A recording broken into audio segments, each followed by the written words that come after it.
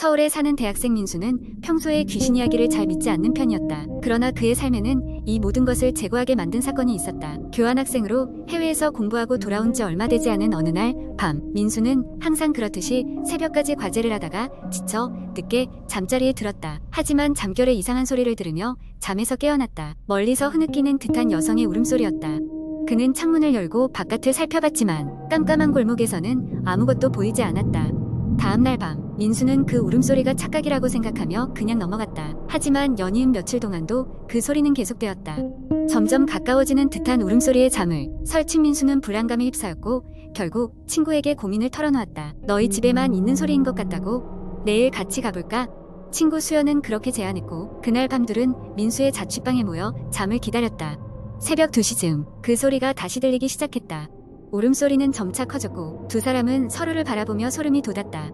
민수와 수연은 소리가 어디서 나는지 찾기로 했다. 침실, 화장실, 거실, 그리고 부엌까지 모든 방을 돌아다녔지만 소리의 출처는 알 수 없었다. 심지어 베란다에 나가서도 바깥에서 그 소리가 나는 건 아니었다. 안절부절 못하던 그들은 소리의 실체를 밝히지 못한 채 밤을 지새웠다. 그 후 며칠 동안 민수는 소리의 근원지를 찾기 시작했다. 인터넷 카페에 비슷한 경험담을 찾아보고 혹은 무속인에게 가볼까 하는 생각도 했다. 그러던 중 그는 오래된 게시물 하나를 발견했다. 울음소리를 들었을 때 마지막으로 사라진 물건을 찾아보라는 내용이었다. 글쓴이는 그걸 찾고 나서야 소리가 사라졌다고 했다. 민수는 그 말에 착안해 결국 자신의 방 구석구석을 정리하기 시작했다. 그러던 어느 날 책장 뒤편에서 낡고 먼지가 쌓인 소형 탁상시계를 발견했다. 그것은 민수가 해외로 떠나기 전 집에서 가져온 것이었다. 시계를 잡는 순간 알 수 없는 싸한 느낌이 들며 시계 뒷면에 글씨가 새겨져 있는 것을 발견했다. 나를 기억해줘. 나를 찾지 않으면 매일 밤 울 거야. 어머니께 물어보니 그 시계는 할머니께서 돌아가시기 전 민수에게 주신 것이라 했다. 민수는 그제야 할머니의 죽음을 제대로 애도하지 못했던 자신을 탓했다.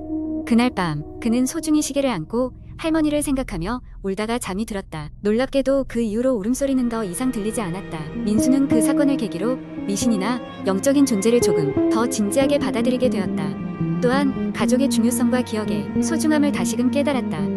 친구와 누군가에게 말할 때마다 가볍게 들리지만 민수에게 있어 그 경험은 영원히 잊지 못할 사건이었다. 이러한 이야기는 인터넷에 퍼져나가며 다른 사람들의 공포체험담 속의 하나의 전설로 살아남았다. 두 번째 이야기, 저는 대학 시절 친구들과 함께 경기도 외곽에 위치한 작은 시골 마을로 여행을 가게 되었습니다. 여름 방학을 맞이하여 도시의 바쁜 생활에서 벗어나 잠시나마 휴식을 취하기 위해서였죠. 아침 일찍 출발한 우리는 약 2시간 만에 목적지에 도착했습니다. 마을은 정말로 작은 곳이었고 주민들마저 보기 힘들었습니다. 하지만 공기가 맑고 경치가 아름다워 그냥 걷기만 해도 힐링이 되는 기분이었습니다. 숙소는 작은 한옥으로 오랜 세월의 흔적이 느껴졌습니다. 낡았지만 정감 있는 곳이었죠. 호스트는 친절한 할머니셨고 우리를 반갑게 맞아주셨습니다. 할머니는 저녁이 되면 마을에 전해져 내려오는 전설을 이야기해주겠다고 하셨습니다. 우리는 호기심 반, 기대 반으로 저녁이 되기만을 기다렸습니다. 저녁 식사를 마친 후 할머니께서는 마을에 전해 내려오는 한 가지 전설을 들려주셨습니다. 오래전 이 마을에는 한 명의 소년이 살고 있었는데 그는 항상 외톨이로 지냈다고 합니다. 어느 날 소년은 수수께끼에 죽임을 당했고 그 후로 그의 영혼이 마을을 떠돌고 있다는 것이었습니다. 종종 밤이 깊어지면 소년의 웃음소리가 들려온다는 이야기도 함께 말이죠. 우리는 그 이야기를 듣고 오싹했지만 동시에 너무 황당한 이야기라 웃어넘겼습니다. 그날 밤 친구들과 함께 방에 모여 이야기꽃을 피우다 보니 시간 가는 줄 몰랐습니다. 한창 이야기를 나누던 중 밖에서 이상한 소리가 들려왔습니다. 처음에는 바람소리인 줄 알았지만 점점 또렷하게 들리는 소년의 웃음소리였습니다. 당황한 우리는 그 소리가 나는 창문 쪽으로 다가갔지만 아무것도 보이지 않았습니다. 그냥 장난스러운 바람의 장난이라고 치부하고 다시 자리에 앉았습니다. 그러나 시간이 조금 더 지나자 이번엔 문을 두드리는 소리가 들렸습니다. 심장이 벌렁벌렁 뛰기 시작했습니다. 누군가 장난을 치나 싶었지만 밖에서 들었던 그 웃음소리를 떠올리니 기분이 묘해졌습니다. 친구 중 한 명이 용기를 내어 문을 열어보았지만 당연히도 아무도 없었습니다. 우리는 더욱 긴장된 채로 방으로 돌아와 문을 잠그고 불도 끄지 않은 채 모두 잠에 들기로 했습니다. 불안한 마음에 뒤척이며 잠을 청하던 중 갑자기 방 안에 있던 작동하지 않던 오래된 라디오가 켜졌습니다. 잡음 섞인 소리 사이로 아주 희미하게 같이 놀자 라는 소리가 들렸습니다. 우리는 너무 놀라 무작정 방을 뛰쳐나갔습니다. 거실에는 호스트 할머니가 계셨는데 우리가 겁에 질린 것을 보자 고개를 저으며 말씀하셨습니다. 아이고 또 시작이구먼. 그 아이는 그냥 친구를 찾는 거란다. 걱정 말고 편히 자렴. 이 말이 오히려 더 무서웠지만 할머니는 아주 태연한 모습이셨습니다. 그날 밤 우리는 어떻게든 마음을 진정시키고 겨우 잠에 들었습니다. 다음 날 아침 할머니는 정성스레 아침 식사를 준비해 주셨고 어젯밤 일을 묻자 그저 웃으며 어쩔 수 없는 마을의 전설 같은 거라고 하셨습니다. 그 후로도 우리는 그 마을을 몇 번 더 방문했지만 그 소년의 소리를 다시 듣는 일은 없었습니다. 시간이 흐를수록 그 경험은 친구들과의 특별한 추억으로 남았고 지금도 가끔 그 이야기를 하며 웃곤 합니다. 하지만 속으로는 어느 여름밤 그곳에서 들었던 그 웃음소리가 여전히 생생하게 남아있습니다. 세 번째 이야기, 어느 조용한 시골 마을에서 일어난 이야기입니다. 이곳은 작은 농밭과 숲으로 둘러싸인 평화로운 곳이지만 사람들은 옛날부터 이 마을에 얽힌 무시무시한 전설을 전해 내려왔습니다. 그 전설은 마을 끝자락에 위치한 귀신의 숲에 관한 것이었습니다. 많은 사람들이 이 숲을 지나가다가 이상한 소리를 듣거나 알 수 없는 존재의 모습을 보았다고 했습니다. 오랫동안 마을 사람들은 해가 진 후에는 결코 그 숲 근처에 가지 않았습니다. 하지만 전고 혈기왕성한 10대 청소년들은 그 전설을 시험해보고 싶어 했습니다. 그 중에서도 영민과 그의 친구들은 가장 용감했습니다. 그들은 방학을 맞이하여 어느 날 저녁 숲에 들어가 보기로 결심했습니다. 손전등과 캠코더를 챙긴 그들은 무모하게도 밤 11시가 넘던 시각에 숲 입구로 향했습니다. 처음엔 아무 일도 일어나지 않았습니다. 친구들은 신이 나서 장난을 치며 숲속 깊이 들어갔습니다. 하지만 숲의 한가운데에 다다랐을 때 영민은 갑자기 주변이 너무나도 조용해진 것을 느꼈습니다. 새소리도 벌레 소리도 들리지 않았습니다. 마치 세상이 멈춘 것 같았습니다. 그 순간 멀리서 희미한 웃음소리가 들렸습니다.